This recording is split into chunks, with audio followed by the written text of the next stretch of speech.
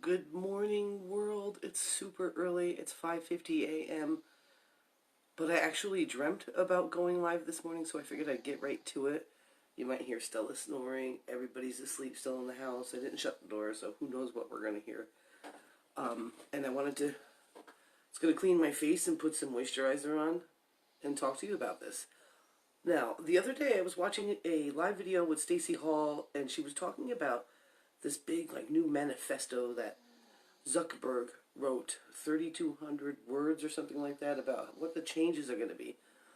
And Facebook is the largest social media platform right now, especially for people like me. It's an important place for me to be, right? This manifesto came along with some interesting things that have been released in the news lately, where he was talking about that the governments need to help keep the social media safe. Well, I'm sorry. I'm going to just rant a second there. You're an absolute... You could never run out of money. This is your business. You've made all this money. Why would the government step in and subsidize your ability to keep it secure? That's ridiculous. But, that just blows my mind. That's hysterical. Hysterical. Because that means taxpayers will be paying for the security on Facebook when he's got the money to do it. It's ridiculous. But since we're here, and we know that he's got some big changes coming, she was talking about all sorts of interesting things, like it's going to be more like MySpace. Remember MySpace? I don't know, some of you might. MySpace was all about creating your own profile and posting your own stuff on your own wall. And there was actually a bulletin board section where other people could see your stuff that you wanted to post out there without having to go to your profile. Okay, everything else was personal interaction, even though they didn't have a messenger on it until the very, very end. Personal interaction with profiles that you friended, and the only way that those profiles would see what you put on a bulletin board, you know what I'm saying? So they had to go to your profile and look at what you had to offer, look at the content that you chose to pick, and that's interesting. I loved MySpace. I actually did really good with it from a business sense, and I also enjoyed it. I enjoyed it tremendously. So that part doesn't bother me so much. The thing is that Facebook has always been about this living personal blog that you could put things on, and other people would see it in the news feed. And there's algorithms. There's always been. In the beginning, you saw everybody. Now you see what you're more interested in, and Facebook has got AI, and it's always learning what's important to you. And sometimes that's good, sometimes that's not so good. I'm a big fan of the hide or snooze for 30 days. There's certain topics I just don't want to talk about, and I don't want to read about, and I don't want to see people talking about it, so I tend to do that, or there's things that are just plain offensive to me. Maybe somebody just has a difference of opinion, and that, you know what I'm saying? And I'm also the biggest fan of the block button. I love the block button. I actually had an experience yesterday that blew my mind, but I didn't blow my mind because I understand that some people think the way they do, and I get it. But not on my post, and not directed at me, and questioning my integrity. I was like, ah. So eventually I got the block button because I just was like, I'm not playing with this anymore. I'm not going to respond to you anymore or to entertain at all. So this is something that how to keep viable in the Facebook space as it's going through its changes. I highly suggest you go to the Staci Hall video. I'll put that Facebook Live link in the comments so that you can go see it, because it's detailed and it's excellent. There's a few things. The Facebook newsfeed has kind of created a little bit of a craziness. And if you've known me for a while, and you still know me, I used to post a lot. I also learned a couple things about myself and what made me happy about being on Facebook. I'm on Facebook a lot, okay? It's part of my job is to be on Facebook. So what I used to do, I used to voice my political opinion all the time. All the time. So you may have known, say 2013, 2011 was super powerful. I was really, really political then.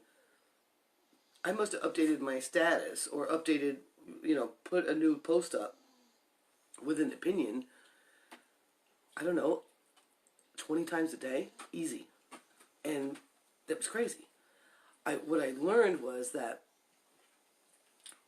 was ridiculous because it didn't help me, it didn't serve me, it certainly didn't make me any happier. And sometimes, yes, you'll see something that I'll put up. It's very rare, but I'll put up something, kind of sharing an opinion piece or eliciting some people to just think about what's going on. I said I was going to be cleaning my face and stuff. I was doing this. I got a double task.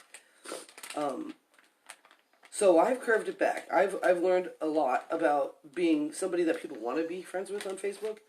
I went through an experience a few years back when my father passed away, and I discovered that my best friend had unfollowed me. They had maintained friendship with me on Facebook, but they didn't see any of my posts anymore. And that was that. You know what I'm saying? So Facebook can be one of those places, if you're completely obnoxious, people will unfollow you or snooze you or whatever. So the thing is he had not learned that I had already calmed down with that stuff. He had not figured that out yet because he was just tired of it. Now, he was tired of me being spammy and political. So when you think about that now, that's just not even... Facebook won't even put you in front of anybody anymore at all with this spam. And no, I don't want to update right now. What's my computer saying? Another time. You can wait till I go to work. Thanks. So you've probably done the same thing. Most of you, if you haven't, you need to start doing this. Take it back. Take it back. Keep your political opinions to yourself to a point. Don't hide yourself, because we're not here to hide ourselves. We're not here to say, there's all sorts of different things that people are concerned about. People are concerned about the environment. People are concerned about vaccines. People are concerned about genetically modified foods. People are concerned about the economy. People are concerned about farming. People are concerned about everything. There's no reason why people can't understand your stance or see something that you want other people to notice. But that doesn't mean that has to be all who you are, because it's not all who you are. Facebook wants a more authentic you. Okay, so if you want to be a social justice warrior, Facebook has taken some stands against that, whether you're left or right. So, with that being said, one big tip is to, build genuine relationships and keep your political opinion to a small thing. It's not, people don't come here because they want to get political. People come here because they want to unstress. It's like going to the local pub, right? You get off work, you want to go have a drink with your friends. That's the news feed. You just come and you relax, you see other people's stuff, and it kind of takes you a little bit away from the problems that you're facing in your own life. So that's number one. Relax on how much politics that you want to talk about. Number two, don't post all the time. Ray Higdon, a lot of people say this, and it's like, oh, I struggle with this. They say post maybe twice, 3 times a day, tops. I struggle with that. I love memes. I love cute cat videos, and I love to go live, and I like to post pictures of my granddog. That's hard for me. So, it could be hard for you too. I was a person that used to update all the time. Now I'm much more relaxed. I stay away from the computer more, and I don't worry about so much of that. It's super important that you curb it, okay? You want to curb it because you want to... You want people to see what's really got. Now, let's put it into this perspective. If it turned into something like Facebook, if they took the news feed away, what you'd want on your profile are only the best things that you have to offer. Whether it's a political opinion, whether it's a religious opinion, whether it's a spirituality concept, whether it's a business thing, whether it's a value that you want to give to the marketplace, whether it's something that you want to talk about with, parenting or schooling or homeschooling or teaching. You want those things to be like when people come to your profile, they look at your profile and they're like, this person's awesome. Look at all the different things they're interested in, and look at all this value they're offering. That's how you want to kind of look at how you're posting on Facebook now. You want to say, would I put just that anywhere? On my Facebook profile? If it had to stay on my profile, would I be putting it up? Would it be this much mass confusion? Think about that as you're going. And the tip that I've got that they give, and I've been attempting to utilize this and help me not have so much going on, because I'm more of I'm not a 20 time a day person anymore, or multiple, or even more. I am more of a, I would say 4 to 6 times a day, maybe more, but not over 10. So I've been consciously trying to switch that up, because I want to be valuable to people. I want people to see my post and not want to hide me. Okay, not want to say, God, I've been seeing Tara all day. Let me snooze her for 30 days. I don't want people to do that. I want my people to be my people, right? So, Facebook will be more likely to put you in front of your friends if you're not overdoing it. Just saying. I do have a little trick that's really interesting, and I like it. So, the next thing you want to do is you want to make sure that you're interacting with people. The best way to improve what they call the algorithm for you is to actually have conversations. To actually talk to somebody in Messenger. The minute somebody opens up Messenger with me and I respond to them, I start seeing their posts. The minute, and vice versa. The minute that we start having conversations together, the more I will see their posts in my newsfeed. Now, we're talking about the future. We don't know if that's ever going to happen, if he's going to take away the newsfeed or not. But we know he's thinking about it. How important is that? So if you're interacting with people, those are the people that you're going to hop over to their profile and take a look at what's going on. You're going to see them on a bulletin board or something like that, and it's going to be a major way. What Facebook is trying to do, because they feel like they've gotten out of control, and maybe they have. For some people, I'm sure it has. I need this stuff. Where's the stuff? I need the depufer. Don't go away. Ladies and gentlemen, I need to organize is what I need to do. Oh, depufer, where are you? I swear to God. I don't even know what happens. Yesterday before going to work, I put my glasses down to put on my sweatshirt. And I put my sweatshirt on and I lost my glasses in that short period of time. What on earth? Well, maybe because I'm doing all this, they will depoof by themselves. I'm like, it's a long weekend. I'm running out of my favorite moisturizer. That's very sad. So, make sure you're being authentic and talking to people that you want to talk to, because that's going to improve your ability to be in front of those people. And that's all there is to it. I used to do a power hour. I haven't done one in a while, openly, like with people. And one of the things is about going and talking to people that you've made friends with. People you may have never even had a conversation with. You might be friends with somebody 5 years and never, ever had a conversation. It happened to me the other day. I was reaching out to this girl, and I'm like, we've been friends since like 2015. And I opened the messenger up, and there's nothing. Crickets. There's no, we never even said hello. I usually call out the elephant in the room. I was like, well, what is going on? Like, holy moly. Like, I've seen her post, but not a lot of her.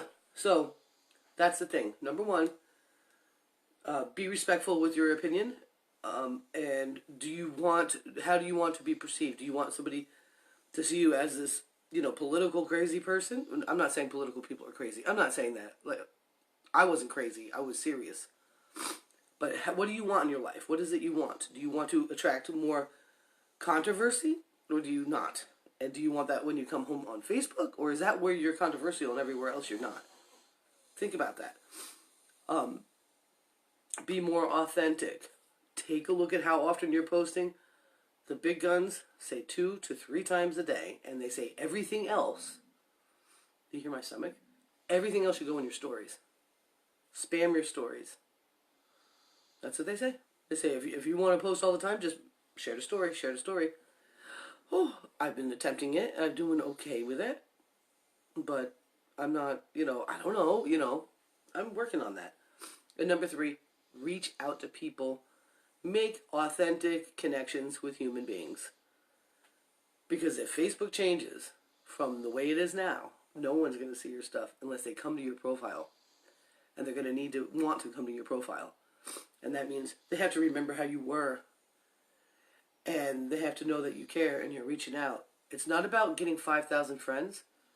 It's about having friends that you can be friends with, that you can do business with, that you can share ideas and thoughts with, that you can learn from and teach.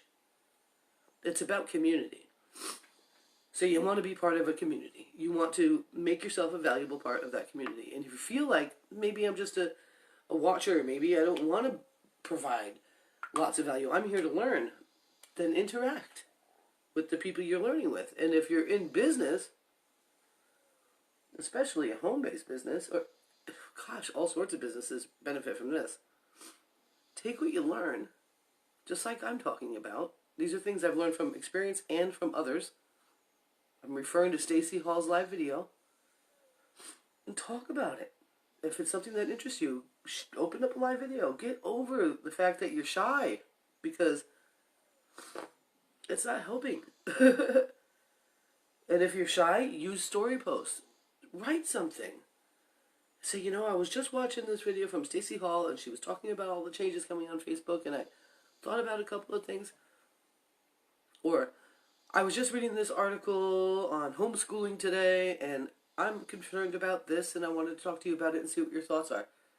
Engage. Have people, you know, you can be the person that elicits thought and gets people to engage with you. And don't be afraid of your messenger, guys. That's number 3. I have one more big tip that will serve you while we still have a newsfeed. One more big tip. Good morning, Lydia. I'm about to get off here because I'm tired and I got to drink some more coffee and put on makeup. One more big tip that I'd love to share with you, and if you would like that tip, it works. It's been working for me, especially since I overpost. I want you to think about it. Come and go ahead and message me, and I'll tell you what it is I do to get unseen posts that are overposted seen without having to do any hard work at all. So, with that being said, happy Saturday, good morning. I love you all, and if you're watching this on YouTube, because I download all my videos on YouTube, and you're still here, hit the subscribe button, the thumbs up, and the notifications bell so you don't miss anything. And I want to thank you so much for coming. Good morning, Lydia. I hope you have a beautiful day. And let me know, well, obviously, this is really early, so a lot of people will be replay. Let me know where you're watching from and that you're on the replay. I love you very much, and I'll see you later. Bye.